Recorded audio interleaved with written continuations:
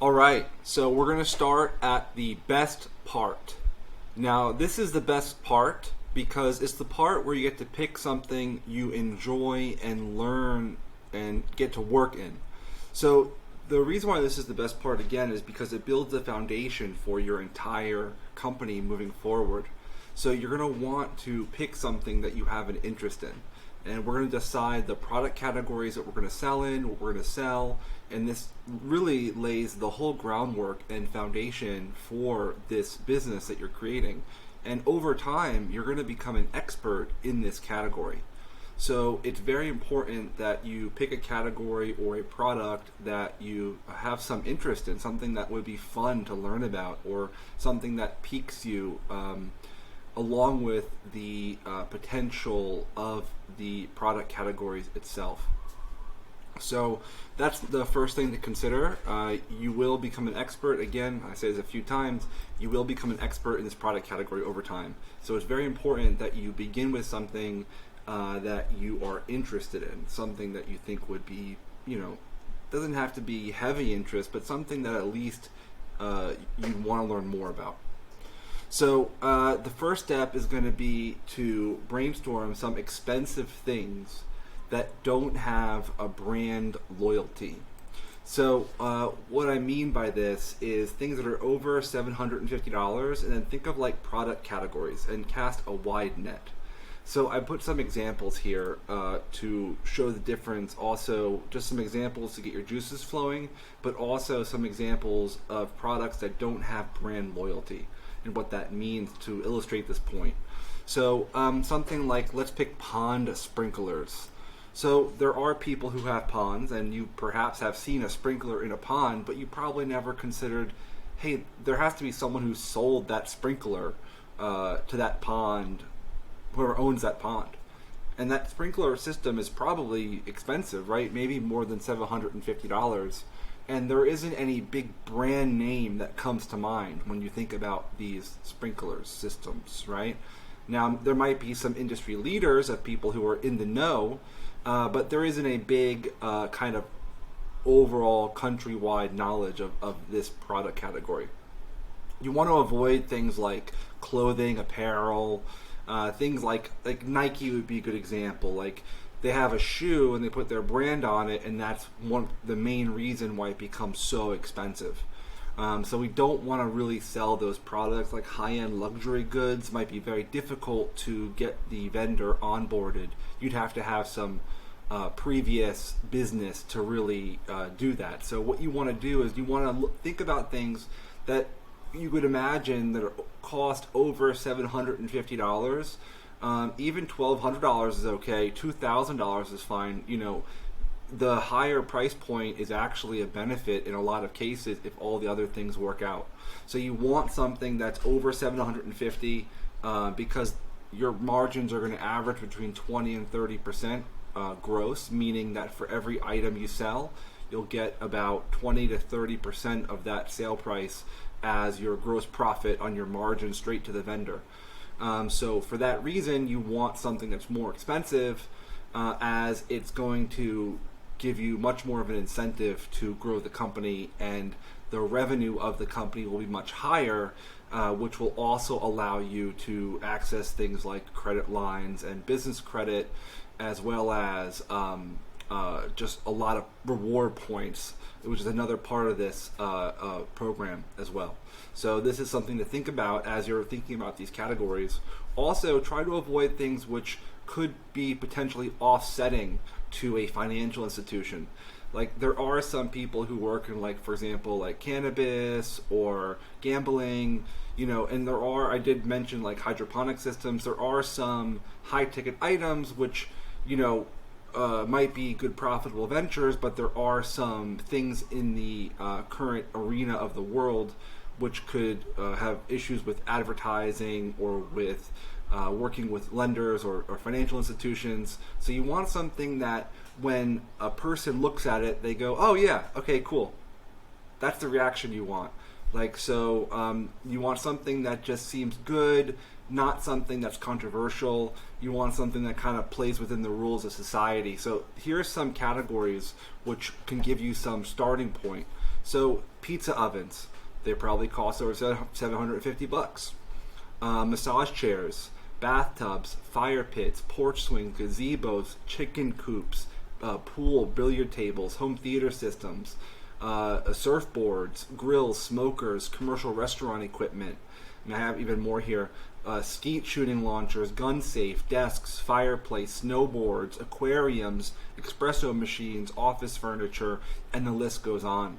So there are so many different products surrounding us everywhere we look that are expensive. There are people who are knowledgeable in a specific industry. For example, if you have some sort of specified knowledge, let's say you work with cars and you're very knowledgeable about a particular part which is really sold a lot, and you just have knowledge of this one part that other people don't know about, or maybe you know a lot about like carburetors or something, I don't know, and you have this experience, and this could be one of your high ticket products because you already have that knowledge coming into the industry.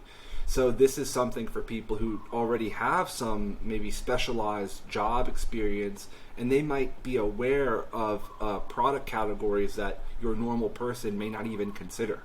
So like maybe there's a specific type of power tool that's used on a job site that you use a lot that is not really brand loyal, and you could potentially become a vendor of those products. So right now all we're doing is we're getting a list of about 40 to 50 different, 40 to 60 different ideas of different products that we could potentially get involved with. So some things that will be interesting to us. And I'm going to show you how to dig a little bit deeper, but right now we're just brainstorming as many different ideas as possible. You know, look online, look on Amazon, look on online magazines, Home and Garden. You could see different products that they're selling. It would be a good indication of things that would sell well. Look at your advertising, things you see in your life, things you see in videos on TikTok, things in the background, desks, furniture, the computer, things that are expensive that could be over at $750. So this is very important. So I'm trying to give you a whole wide net of how to do this this initial research. So once you have about 40 to 60 different product ideas, then we're going to do this pro tip here.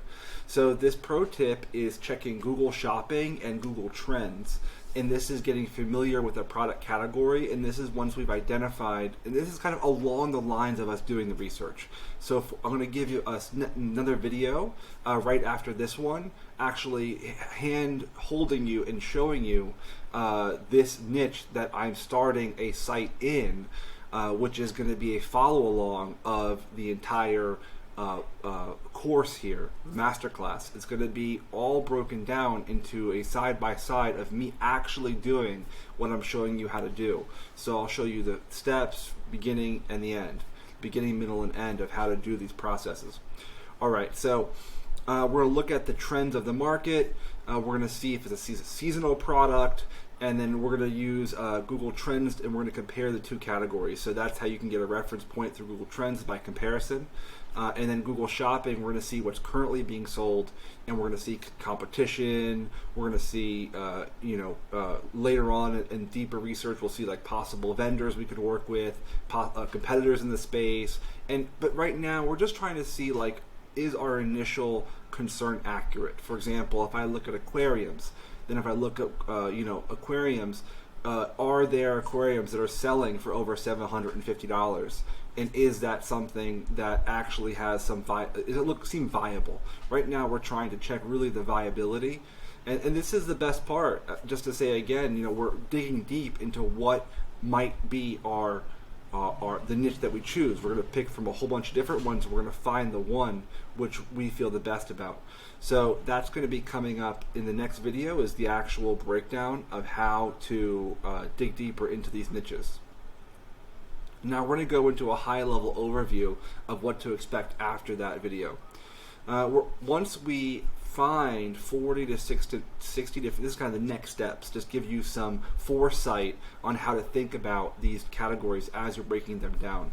So we're actually going to be, although we're trying to find one product category, we're going to be clumping about 3 to 4 or maybe more of these categories together to create a brand. So an example would be something like treadmills. This is the site that I'm going to be creating. Have a site that is more of a summer product, and health and fitness equipment and treadmills is more of a winter product. So I wanted something to balance out the annual ups and downs, natural of the markets. So I am going to be building the site, the follow through here on treadmills.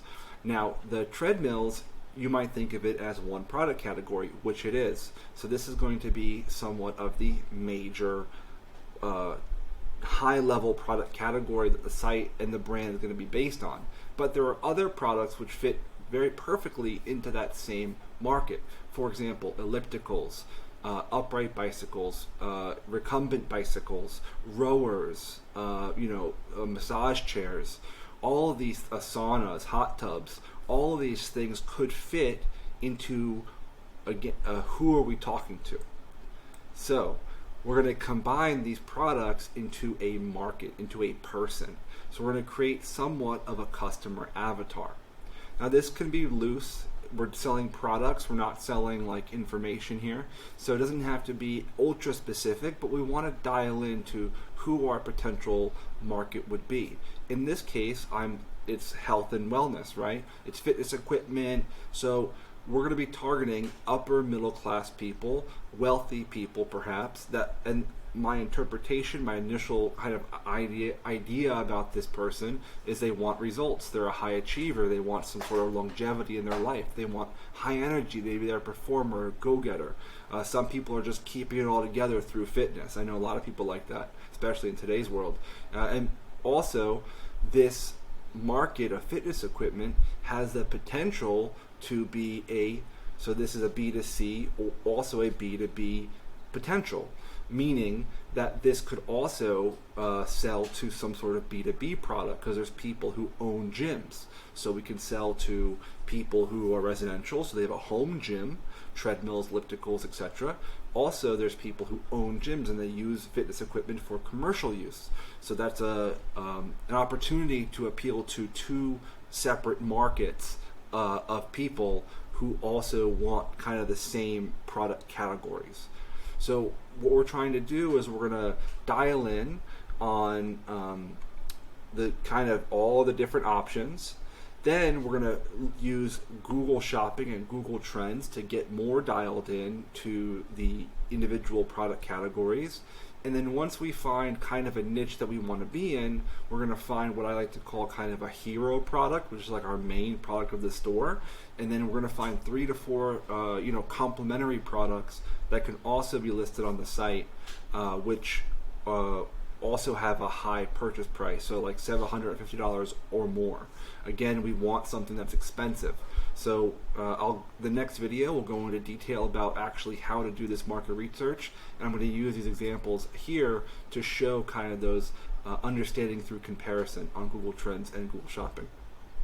Now, another high-level overview of what we're going to be doing after we do steps 1 and 2.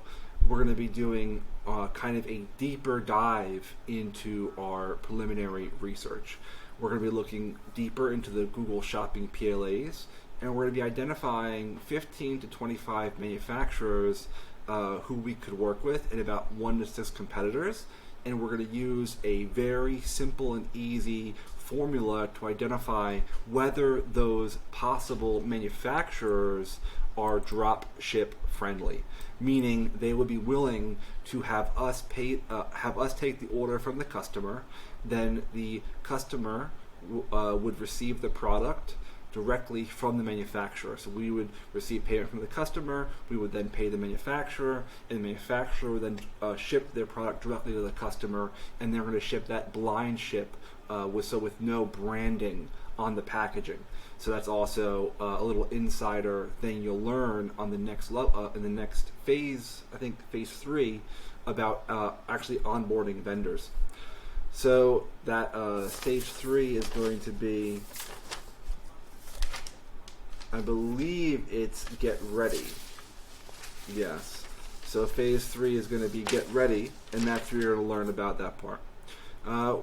Also, the last thing when it comes to the preliminary research, which will be in the next following videos, is going to be identifying that the hero product specifically has at least 5 to 20,000 searches per month, and then the complementary products have at least 30 to 80% of that search volume.